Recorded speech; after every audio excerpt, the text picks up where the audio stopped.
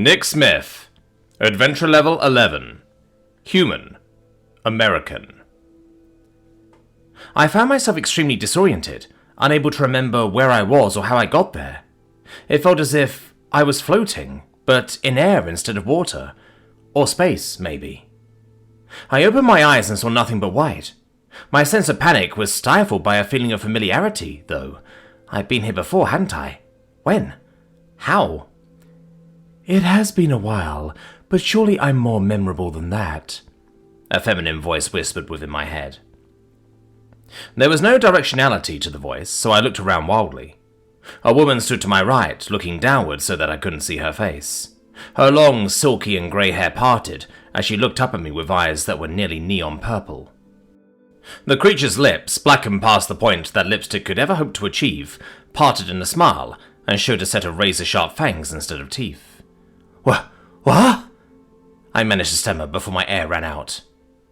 Panic set in only for a moment before I remembered the last time this had happened to me. Just after I used all of my magic to heal Imlaw, the merchant that gave us a ride a few times.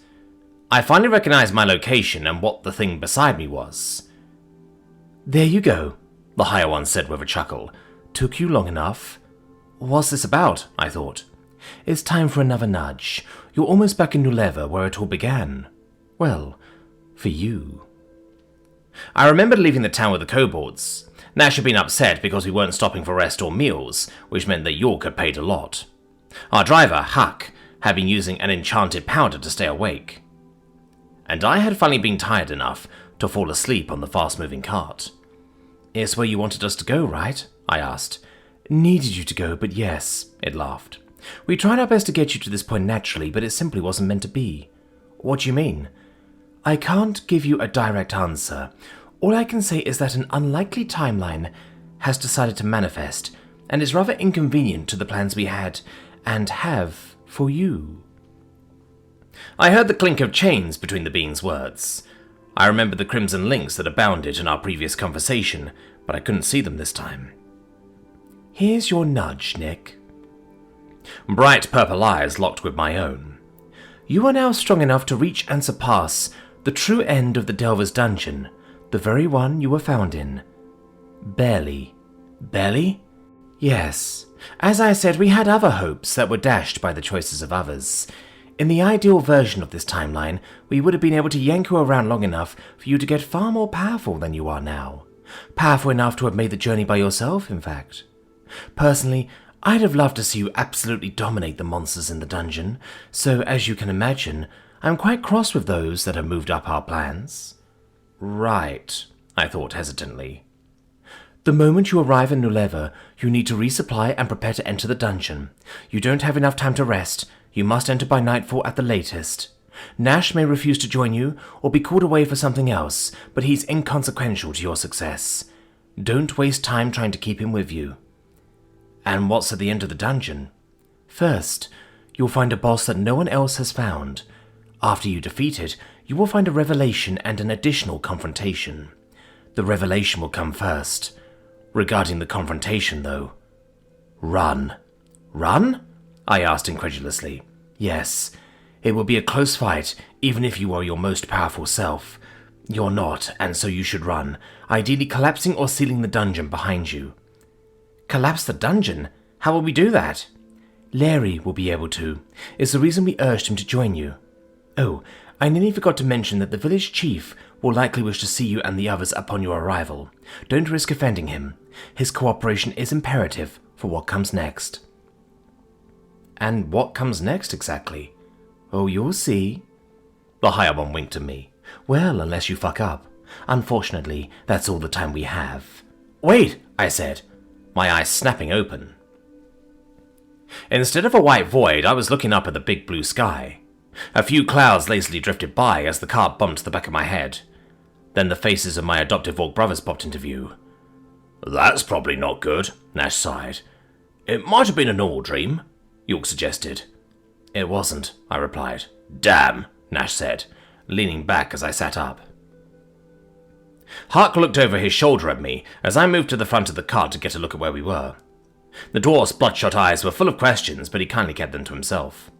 I wondered if the powder he had been using was actually magical, or if it was actually just a mundane drug. Either way, he hadn't been getting much rest. Neither had the Narses. Apparently, though, they didn't need anywhere near as much rest as people do. My grandpa would have loved these creatures. He often complained about how lazy horses could be if you let them. Buildings were just coming into view, and they were approaching quickly. Or rather, we were.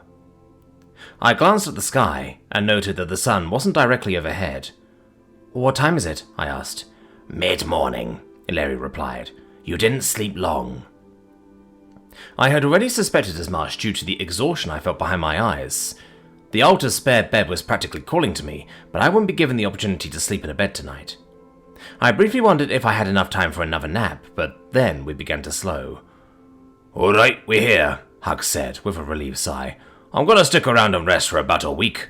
If you need another rush ride before then, you'll have to hire someone else. It wouldn't be safe for me to drive you." "Understood," York replied as the cart came to a halt. "Thank you." Nash and I grabbed our things and hopped off of the cart. York passed me his bags, as Nash helped him to the ground, while Larry simply floated from the back of the cart. Huck drove the cart off of the road leading into Leva, seeking refuge in the nearby stable. "So, what was the dream about?" Nash asked. I began explaining what had happened in my dream as we made our way into the village. Most of the people that saw us stopped and stared with horrified expressions. They were looking at Larry, though, and I felt bad that this made me feel a little better about all the times I'd been stared at with curiosity. "Clearing the dungeon has been done before," Nash said, glaring at people as we passed. "What's with the urgency?" "I don't know, there's a secret boss or something, I think," I shrugged. "It was less vague this time, but still pretty cagey. Also, it said that you don't have to come with us if you don't want to." Nash looked confused, but didn't reply. As I finished explaining the rest of the details of what the Higher One told me, ending with us needing to see the chief, as I finished my sentence, I noticed Nima running up to us. "Hey, Nima!" York waved happily. "Hi, York!" Nima replied as she came to a stop, staring nervously at Larry. We stood patiently, waiting for her to say something else. She seemed to be at a loss, though. "What is it, darling?" Nash asked gently. "What? Oh, right, the chief wants to see you," she replied, not taking her eyes off of the lich. My first impression of Nima had been that she was incredibly beautiful and intimidating. She was a lot taller than I was, and I had no doubt in my mind that she was a lot stronger too. Seeing her this nervous was surreal. For the first time since I met him, it sunk home how dangerous Larry could be, were he so inclined. It also occurred to me that the Higher One had placed its faith in his destructive capabilities. Actually, faith is probably the wrong word for a being that can see almost everything. "He's not a threat, love," Nash said, maintaining his soft tone. "This is Larry Vilsmiro. He was turned into a lich against his will." I know that, it's just..." Nima shook her head and bowed. "I didn't intend to cause any offence, Lord Vilsmiro. We received a missive from High Chief Ullamak explaining your situation and presence within the Unified Chiefdoms. Knowing York's predilections and your proximity to him, I should have taken more time to mentally prepare myself. Please accept my deepest apologies." "Hey," York said, feigning offence. "Please raise your head. Your reaction is well within expectations, and I could hardly consider it rude," Larry chuckled. "One should hold oneself to the highest of standards, and my reaction to seeing my reflection for the first time was not dissimilar." "How would you know, though?" York asked innocently. Everyone present paused at York's question, taking a moment to decipher what he was asking. Larry cocked his head at the bulldog. After a moment of thought, though, the confused expressions that Nash, Nima, and I had quickly turned to horror. "Oh, because I have no face," Larry laughed. "I was speaking of my emotional reaction, my friend. My physical reaction was about the same as it is now, only with my jaw agape." "Ah, I see." "We should probably go see the chief," I interrupted. "Good idea," Nima replied. "Oh, and nice to see you again, Nick." She led the way to the big building in the center of the village. It had gotten even bigger since I'd last seen it. York and I shared a confused glance, but Nash looked at us both with a smirk. "I help with the renovations," he said, as we entered the building. "How are we able to afford it?" York asked. "The chief will get mad if I ruin the surprise." "Oh, I see. So New Leva has been upgraded from settlement to village." Fuck. Before they could say anything else, we entered a large room. In the centre of it was Chief Gluhern, sitting on a chair that looked pretty comfortable. Surrounding him were old orcs sitting on cushions. They froze as we entered, and it wasn't hard to guess why. After a moment of silence, the old orcs rose from their cushions and left the room. "Greetings, Lord Volsmiro." Gluhern nodded his head. "To what do we owe this unexpected? Oh, I see you're with the altar boys. Never mind." "Come now, Chief Gluhern," York grinned. "If you're going to put on airs, you could at least commit." "Don't chastise me, spellslinger!" Gluhern shouted, then looked around. "Oh, for fuck's sake." The memory of the last time I heard Gluhern shout at York suddenly popped into my mind. The chief's new seat was well away from anything that could be thrown. York's grin widened, but Nash put a hand on his shoulder. "Why have we been summoned, Chief?" he asked. "Well, the surprise has already been spoiled for you, Nash, but I wanted to let York and Nick know that thanks to your visit to the High Chief, Leva is now officially a village, instead of a settlement. Since the three of you are finally gathered before me, please accept my sincerest gratitude." "Of course," York bowed. "Always glad to serve." "Uh-huh." Gluhern's expression dropped. "Anyways, our upgrade to village comes with several bonuses. For one thing, we are no longer under an obligation to trade solely with Kokena and visitors. Our tax rebate has also increased, allowing for some much-needed upgrades to our infrastructure, such as it is. Finally, there's the matter of the village guard." Larry and I were kind of lost, but Nash and York stared at the chief. "New Leva, being a dungeon-based village, is legally required to maintain a guard against threats both external and internal," Gluhern explained. "I have been looking into the matter, and it would appear that hiring people who don't live here is more likely to lead to corruption and abuse of power." "Get to the point, Gluhern," York said coldly. "Nash Alter, I would like you to lead the guard. You will be charged with recruitment, training, and the enforcement of our laws." "And I'll have to retire from being an adventurer," Nash said. "Yes. No. Gotta learn to do it." Nima looked at her betrothed with concern. "Nash." He held up a hand to interrupt her. Gluhern watched the exchange and sighed. "You think that a troublemaker like you was my first choice, boy?" he asked. "A learner's opted to take up residence in Kokena. It would seem that the deaths of Kirisaka and Parkin have resulted in too many bad memories for him to remain in New Leva." "Shit," Nash whispered. "Indeed. I pulled the records for every adventurer that grew up here, and you're the only non-mage above level 10. Congrats, by the way." "Yeah, thanks. So I'm left with the choice of hoping that you've matured, or choosing someone who doesn't know their ass from their elbow. Since lives are on the line, experience matters more than maturity, though. It has to be you, Nash." "When?" "Immediately. We're already in breach and we can't afford more than one fine even with the rebate." The chief sighed again.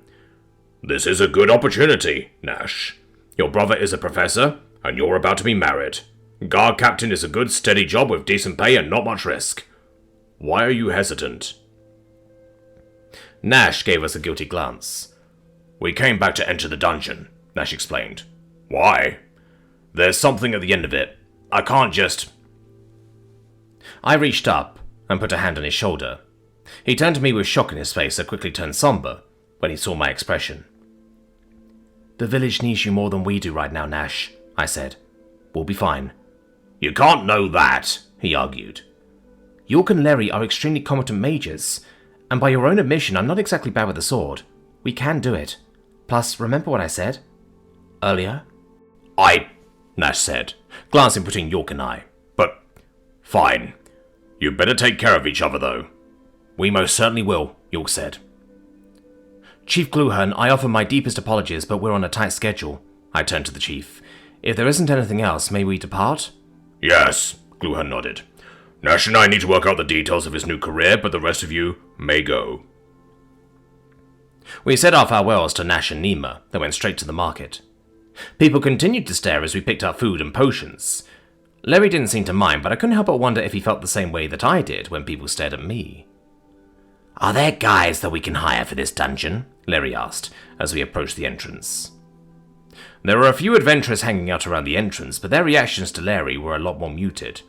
I couldn't tell if it was because they mistakenly thought they could take him, or because they had received some sort of forewarning about him. "There are guys, yes, but they mostly help lower-level adventurers survive their first dive," York explained. "Delver's dungeon is fairly straightforward. The main issue is going to be the teleportation. This dungeon periodically resets itself, and when it does, it teleports explorers to the entrance, and all defeated monsters and bosses regenerate and shift positions. Another reason that a guide wouldn't be particularly useful, actually. We'll figure out the teleportation if it becomes a problem, I said. Let's go. With full packs, determination, and barely enough sleep, we entered the darkness of the Delver's dungeon.